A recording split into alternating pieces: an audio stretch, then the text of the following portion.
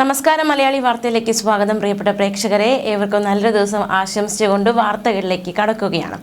മറ്റുള്ളവരെ സഹായിച്ച് വീണ്ടും കേന്ദ്ര സഹമന്ത്രി സുരേഷ് ഗോപി ശ്രദ്ധ നേടുകയാണ്. സ്വയം തൊഴിൽ പദ്ധതിക്ക് ലോൺ അനുവദിക്കാത്ത ബാങ്കിനെ കുറിച്ച് പരാതി പറഞ്ഞ വനിതയ്ക്ക് ഒടുവിൽ കേന്ദ്രമന്ത്രി സുരേഷ് ഗോപി വക സമ്മാനം. ഓട്ടോറിക്ഷ വാങ്ങി നൽകിയിരിക്കുകയാണ് ഈ വനിതയ്ക്ക്. ബൈസൺ വാലി മുട്ടുകാട് അമ്പാട്ട് സ്വദേശി ഗംഗ ഋഷികേശനാണ് കേന്ദ്രമന്ത്രി ഓട്ടോറിക്ഷ നൽകിയത്. 2 പതിറ്റാണ്ടിലധികമായി ഏലത്തോട്ടങ്ങളിൽ കൂലിപ്പണിക്ക് പോയി കുടുംബം പുലർത്തിയ വ്യക്തിയാണ് ഗംഗ. ബസ് ഡ്രൈവറായിരുന്ന ഭർത്താവ് ഋഷികേശിന് ജീവിതശൈലി രോഗങ്ങളെ തുടർന്ന് 13 വർഷമായി ജോലിക്ക് പോകാൻ സാധിക്കാത്ത അവസ്ഥയാണ്. ഇതോടെ ഗംഗയുടെ കഷ്ടപ്പാടുകൾ വർദ്ധിക്കുന്ന സാഹചര്യമുണ്ടായി. സ്വയം തൊഴിൽ കണ്ടെത്തി കുടുംബം മുന്നോട്ട് കൊണ്ടുപോകണമെന്ന ആഗ്രഹത്തിലാണ് 7 വർഷം മുൻപ് ദേശസാൽകൃത ബാങ്കിൽ മുദ്രാ ലോണിന് ഗംഗ അപേക്ഷ നൽകിയത്. പക്ഷേ അങ്ങനെ ഒരു പദ്ധതി ഇല്ല എന്നായിരുന്നു അന്ന് ബാങ്ക് അധികൃതർ നൽകിയ മറുപടി. 2025 സെപ്റ്റംബർ 30 മൂലമറ്റത്ത് നടത്തിയ കലുങ്ക് സൗഹൃദ സംഗമത്തിൽ പങ്കെടുത്ത ഗംഗയ്ക്ക് സുരേഷ് ഗോപിയുമായി സംസാരിക്കാൻ അവസരം കിട്ടി. 130 കിലോമീറ്ററോളം സ്കൂട്ടർ ഓടിച്ചാണ് ഗംഗ മൂലമറ്റത്തെത്തിയത്. വീട്ടുവിശേഷങ്ങൾ ചോദിച്ചറിഞ്ഞ സുരേഷ് ഗോപിയോട് മുദ്രാ ലോൺ നിഷേധിച്ചതിനെ കുറിച്ച് പറഞ്ഞു. അങ്ങനെയെങ്കിൽ ഒരു ഓട്ടോറിക്ഷ വാങ്ങി നൽകാമെന്ന് കേന്ദ്രമന്ത്രിയുടെ ഉറപ്പ്. കഴിഞ്ഞ ദിവസം അദ്ദേഹത്തിന്റെ PA ഗംഗയെ ഫോണിൽ വിളിച്ച് കമ്പനിയിലേക്ക് പണം നൽകിയിട്ടുണ്ടെന്നും അടിമാലിയിലെ ഷോറൂമിൽ നിന്ന് ഓട്ടോറിക്ഷ എടുക്കാമെന്നും അറിയിക്കുകയായിരുന്നു. അടുത്ത ദിവസം മുതൽ ഓട്ടോറിക്ഷ ഓടിച്ചു തുടങ്ങാമെന്ന പ്രതീക്ഷയിലാണ് ഗംഗ ആയിരിക്കുന്നത്.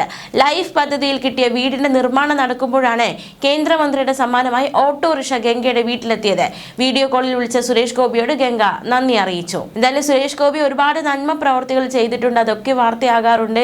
അദ്ദേഹം ചെയ്ത ഒരുപാട് നന്മ പ്രവർത്തികൾ അല്ലെങ്കിൽ ഇത്തരത്തിലുള്ള കാരുണ്യ പ്രവർത്തനങ്ങളൊക്കെ ഒരുപാട് പേർക്കാണ് ഒരു പുതുജീവൻ നൽകുന്നത്, അല്ലെങ്കിൽ അവരുടെ ഒരു ജീവിത മാർഗം തന്നെ തുറക്കപ്പെടുന്ന സാഹചര്യം ഉണ്ടായിട്ടുള്ള ഒരുപാട് അനുഭവങ്ങളുണ്ട്. ആ പുസ്തകത്താളിലേക്ക് ഈ ഒരു അധ്യായം കൂടി എഴുതി ചേർക്കപ്പെടുകയാണ്. ഇനി നമുക്ക് മറ്റു വാർത്തകളിലേക്ക് കൂടി പോകാം.